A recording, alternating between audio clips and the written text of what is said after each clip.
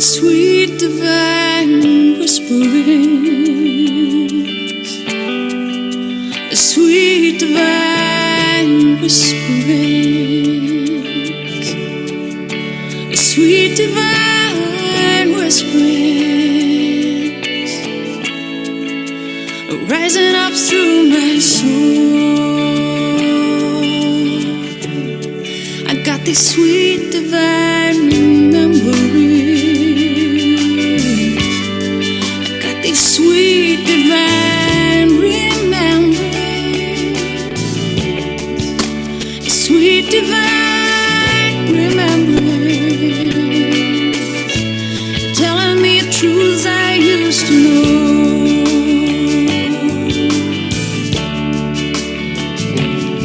You see, I've known the words to my own song, and I've known this music all along. It's just that I've forgotten how to sing. I am this rhythm, I made this rhyme, still I lose my groove from time to time. So it helps me to remember this world's most beautiful thing. It's the sweet divine awakening. Yes, the sweet divine awakening. It's the sweet divine awakening that'll be bringing me back home.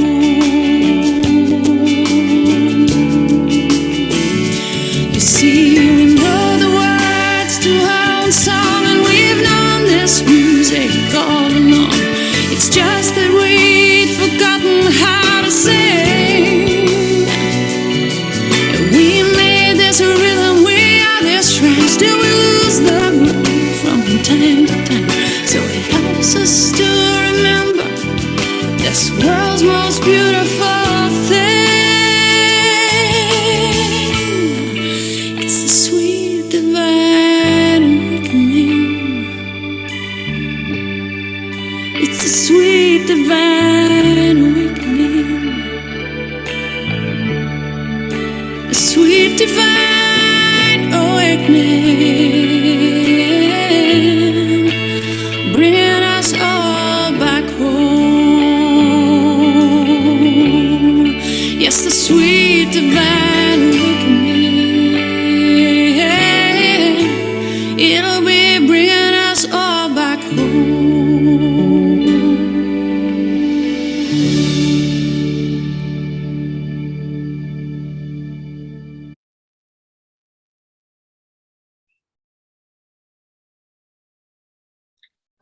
Good morning on this beautiful Thursday morning. Welcome, Sister Ashika. Good morning. Good morning, Vishben. And like you say, beautiful morning. So I gather that you all geared up for the day. For sure. You know, when you hear the word awakening, normally it's just to get up and get going. But I love the idea that when we wake up from the sleep of ignorance and we can really start working from a space where we're not drowsy and confused, but there's the clarity. And so today, you know, working with our virtue of integrity, it's really such a nice opportunity for us to see how truth in ourselves can make integrity just a natural part. It's not something, you know, I need to say I have to, you know, uphold my integrity. It's almost like when I'm in my truth, my true being, then whatever comes from there will be something that will always be honoring. It'll honor myself, it'll honor everyone else. And I think that's the important part, not just honoring me, but it honors everyone and upholds the truth for everyone. So I think, you know, truth is such a word that everyone wants the truth out of someone or the other. We're always asking, you know, and I'm just reflecting on from where we've come from, peace, and we associated the role with mother. And when we're growing up, if anything happens, the mother always said, tell me the truth, of what happened. And I was exploring this thought because a truth is a fact that's been laced or wrapped in something else that makes it a truth, because a fact is just a fact. So, as innocently as dropping, just say, a glass that was sitting on the side of a counter as you're running by because you were so involved in the game you were playing. And when the glass falls and cracks and say, whether you say it's me or not me, but say, tell me the truth. And the truth is not that the glass fell, because that's the fact. The glass fell and broke. But the truth is that I was running and I was absorbed in doing something else. And therefore the glass fell. The fact is the result. And you can never dispute that because that happened. But I'm just thinking about this further in life today, that when we ask of ourselves to be truthful, then there's some facts that need to be taught to us, so that we can then use that and express that as our truth. And the association is that of a divine teacher. So the role that our parents have played, whether it's the father, mother, whether our friend has played in our lives, the beloved, or even the one who is the guide for us on a spiritual level, the role of a teacher is very different, where they educate us on the facts of life and allow us then to go and explore that and make it a truth for ourselves. So if you can maybe share, how does the divine's role as teacher, and what are the things then where we become the student, helps us along in maintaining this integrity? So, the thing is that they say when the student is ready, the teacher arrives. And it's a very powerful thing that to be able to be educated, I'm using the word education for now, because I want to just use the concept of knowledge. And to be, let's rather use the word taught, to be taught. I need to have an interest in learning. To be able to say, yes, I'm open. And, when you're talking to somebody and they say, oh, I've done it already, then you say, okay, well, move on. And if they show an interest, so how do you do it? And that's what gives permission for the other person to share. So this relationship with ourselves and the divine as the one who is tutoring and the one who is being tutored, there is a sort of powerful rapport that needs to be there. To the extent that I open myself, that there'll be that depth from the tutor as well. So, if the class is not showing much interest, then it's almost like, okay, let's just do the basics and move on. But if the questions become more pertinent, more involved in depth, then you can find the examples used by the tutor changes as well. So first, I would say that there's a deep amount of humility that's required in me to be able to open myself to this learning. And then whatever I need will actually come my way. So I'm not saying we must come from a positioning that I don't know and I walk around feeling like, please help and please teach, but to be able to be just open, not to kind of put a cap on our learning. Because when we put a cap on our learning, we're afraid to even lose what we know. I'm going to give you a little example when, we had to remember long numbers. And say you didn't have a piece of paper and somebody said, please remember the telephone number till we get home and write it down. Then you just go into yourself and repeat that number so that you don't forget it till you get the pen and paper. And you don't want to take new information in because that will alter your memory. So this is something in ourselves as well. As soon as we have fear to lose what we have, we close ourselves up. And so we put a capping on our own growth. And yet what is amazing is that within the self, we are the truth. And so if we're not living to the full extent of our own potential, then we can ask ourselves why. What have I done to myself? What affirmations am I telling myself? What beliefs have I instilled in my being that is actually stopping me from growing, in a sense? So that's the first thing. No matter what kind of tutor you have, I think the important part is that we need to be open as well. So it can't be pushed upon you. But the other thing about the divine as a tutor, I think that it's not so much that the divine will just say, okay, well, they're not interested, I'm going to just move on. I feel the beauty of the divine is that there is a very powerful vision that is held for each and every one of us. And so what happens is that when we are in kind of that state of like looking and searching or even questioning, the divine is in tune to us and almost search for the ones who need to be tuitioned. So I love that we kind of, even, it's not like we would have to go and make an appeal to this tutor. It's almost like we just need to get to this point where we need to accept that I want to learn. And this tutor is so in tune with us, will come to us. And that's what I am so amazed, because our tutoring is happening on so many different levels, to the people we interact with, to all of that. And I feel that this is divine intervention. There's a very beautiful story of a man who was in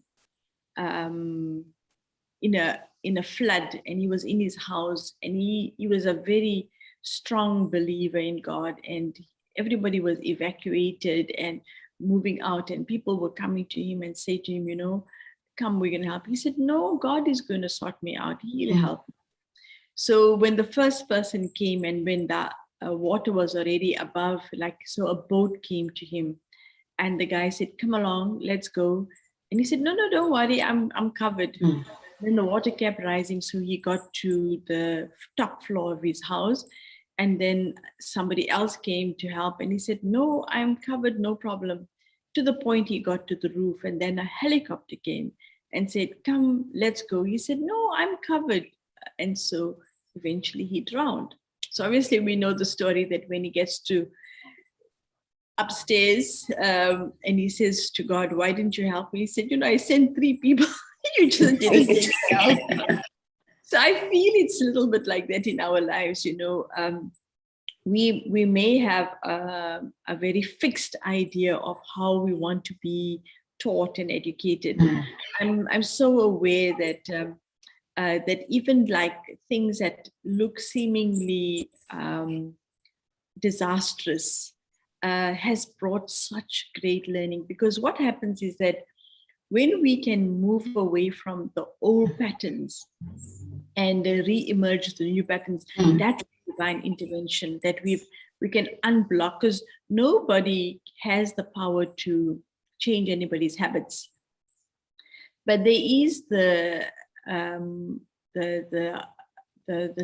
taste of something more beautiful that can actually give you an option.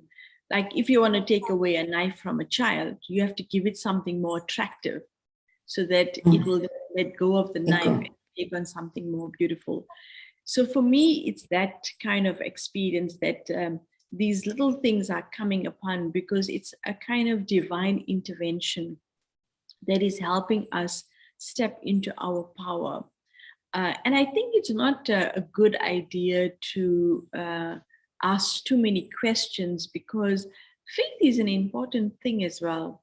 If you ask your heart rather than asking the kind of questions, why, what, how, but if you ask yourself, do I need this? And you'll be amazed that you will be able to, and not from an extroverted state, not from a state where you are competing and comparing yourself to other people, when you can feel safe in your own being, very much like what we spoke about introversion. From that space, if I ask my inner being, that response will help me to open myself. So to be taught, we need to prepare ourselves. the divine as our tutor is available and waiting, but we kind of need to make the first step. So it's very interesting with respect to being the student, and we're looking at the roles that we've been through thus far. The one of parent and child, that is something that we're on a physical level, say biological, so we don't have a choice. But here's a choice that we have, and it's the control has come back into our hands. And then you put this in front of us that, teachings come in different ways. And how do I actually take the learnings from there and move myself? And what emerged as a word in my mind is this: you spoke about, if we stay on the inside and we take these teachings and we are tutored, then this thing called intuition happens, means that the tuition that happens on the inside is then expressed as something. And we tend to negate many a time this integral part of us where we know, because the other comment, or let's just call it a truth that's being shared, is that the divine never stops the teaching or tutoring, doesn't decide who the student is and chooses that you can attend the class or not the class, or whether you get promoted or not promoted, etc. It's just one class for everybody, and you attend the class. It's open doors, so no fees to be paid, anything. I think the only fee that I'm going to call it is our attention, and then to be present. And that's the fee that we have to put out.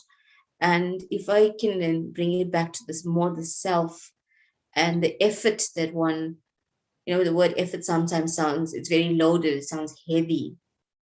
But how do I become the best student so that I become the best me again in this journey? So I'm going to bring it back to the garden that we've been exploring, and where we've used power and we've sort of really gone inside and given ourselves permission and unearthed and shifted.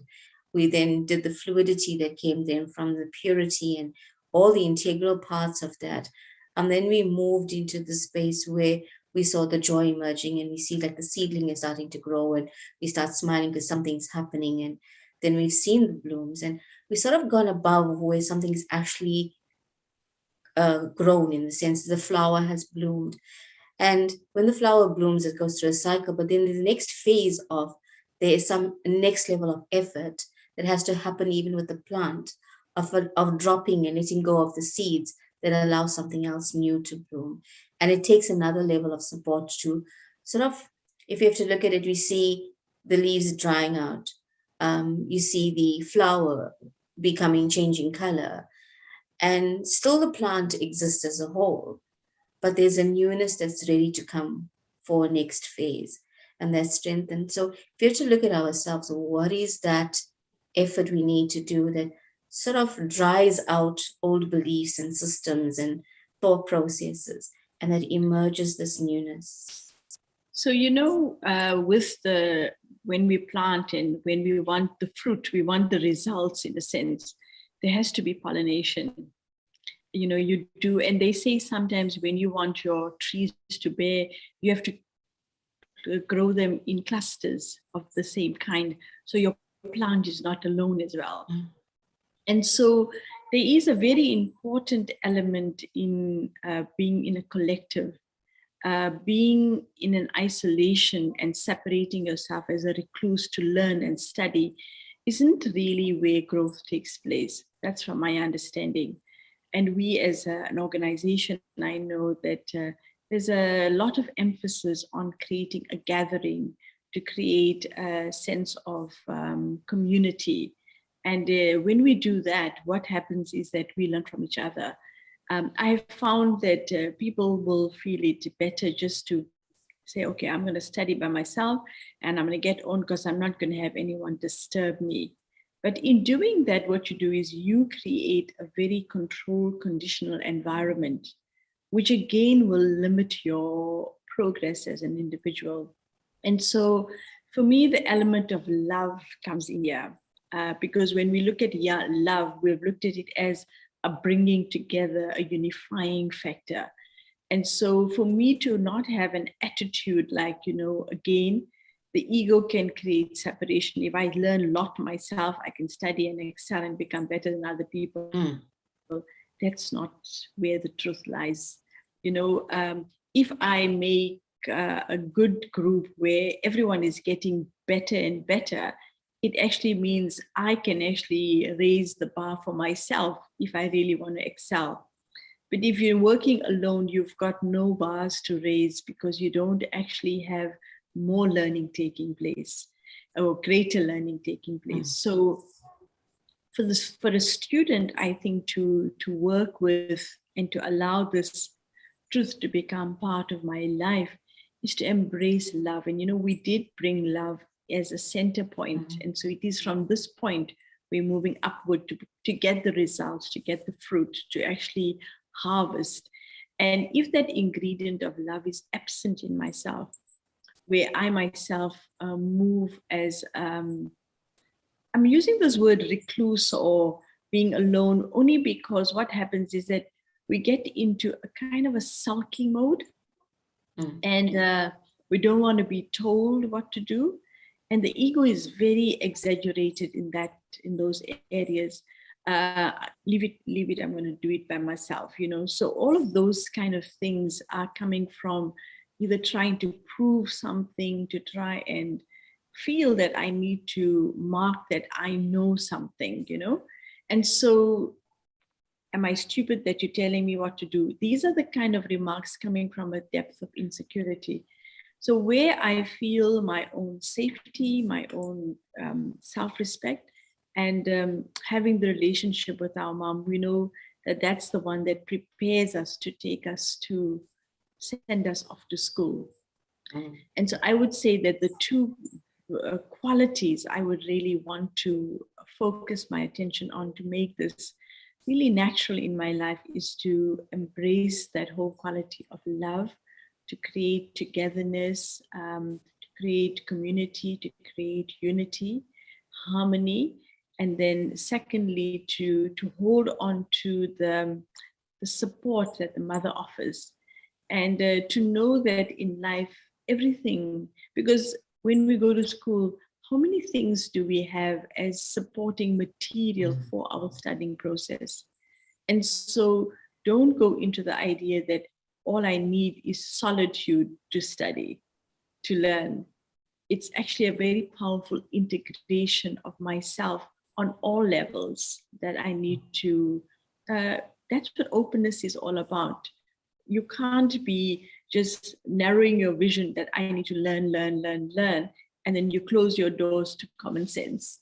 So this is a very important ingredient for there to be a real kind of achievement of knowledge, wisdom, which we will obviously expand on later, but to know that if I want to be exposed to the teacher to learn, I also need to have that sense of working in a group, working with community, and the humility will come in. You'll feel the support naturally. There'll be love and harmony, and I think exponential growth, because we also learn from other people's mistakes even sometimes, but we also learn from other people's way of doing it. There's not only one way of doing it. So using this word love, we find that many who excel love to study. And the love of the study is what actually makes them a great student. And obviously you've drawn in humility as well, is that I think I was sharing on that was that, when you accept your own greatness, that's the humility to allow oneself to grow further and further.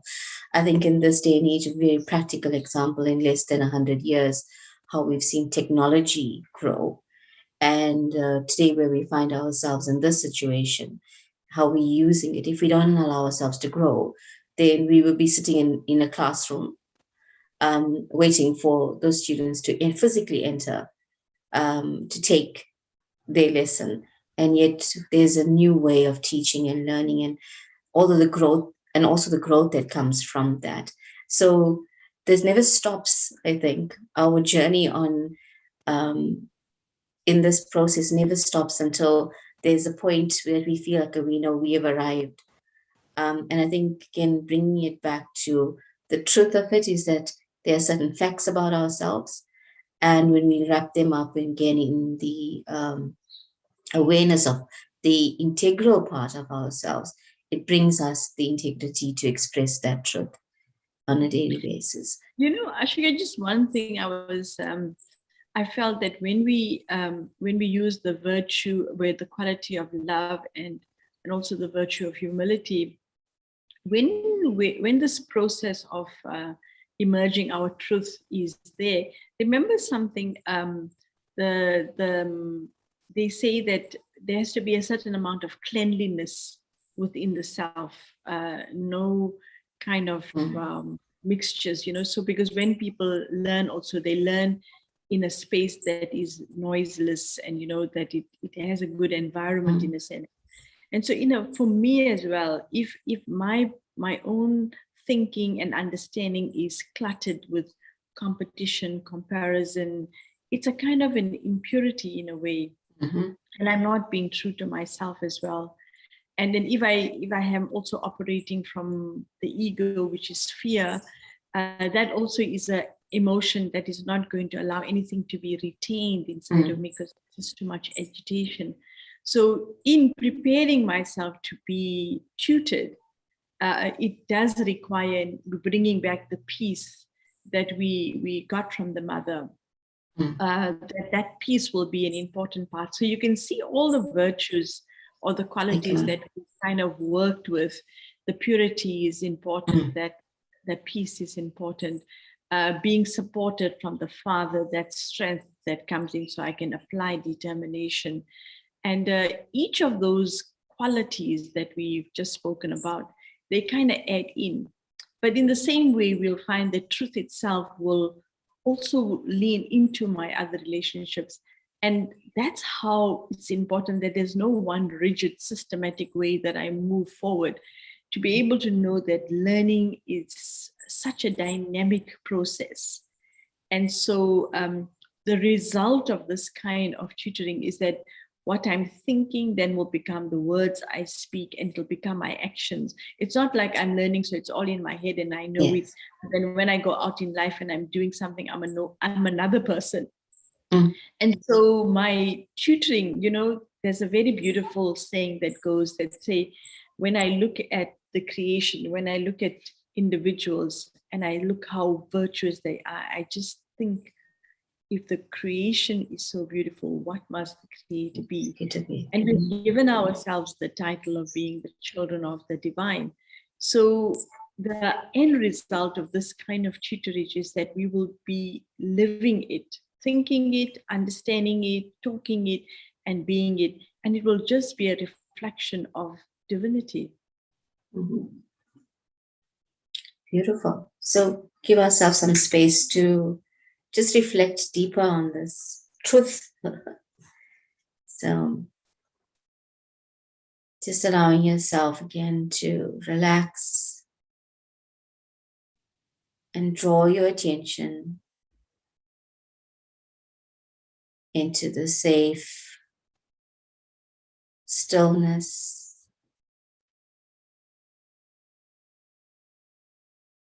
And as you absorb the energies of truth that flow to you, find yourself in a place with a divine teacher. It's if you've been sent off to the university of life, and as a pure student, you sit in front of this divine teacher, ready to absorb, learn, and grow. But what are you studying? And you look up and you see your syllabus. Who am I? Whom do I belong to? Where do I come from? What do I need to do? And you're agreeable. And you acknowledge, this is what I want to know. You add a few more subjects that you want to explore. And you register yourself, knowing that this trueness of what you will explore is an integral part of who you are, a being of love, an expression of joy, a fluidity of purity that brings power and peace. And now, you're just giving yourself permission to learn a whole lot more about who you really are, a being of light, a mighty being of light.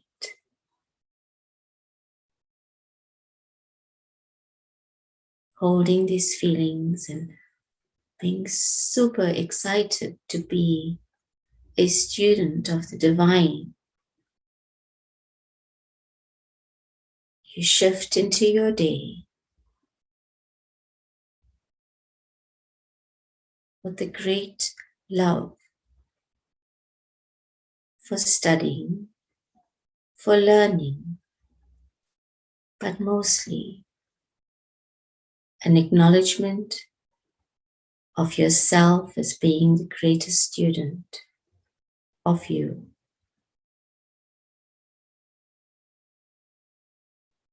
Om Shanti. Thank you.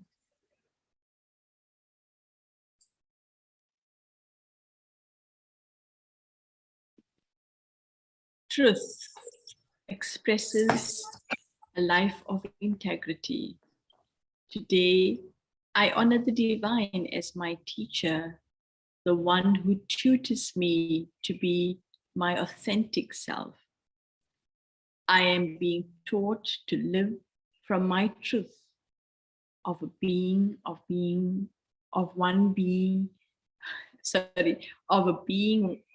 beyond the limited perceptions of the body. I'm going to read that again. I am being taught to live from my truth of a being, one beyond the limited perceptions of the body. With this knowledge, I have the integrity to create peaceful thoughts that flow into my words and deeds. Filled with this integral truth, I become a source of peace and power, an ocean of love and happiness, a radiance of purity and joy. So a lovely opportunity for us to allow these beautiful qualities to flow through us by holding it within ourselves, connecting with the divine as our teacher, and then enjoying the day, seeing the fruits of such powerful vibrations. So today, when you spot the color indigo, which is really a very deep blue, pause for a moment and send that beautiful vibration outward. Om Shanti. Have a beautiful day.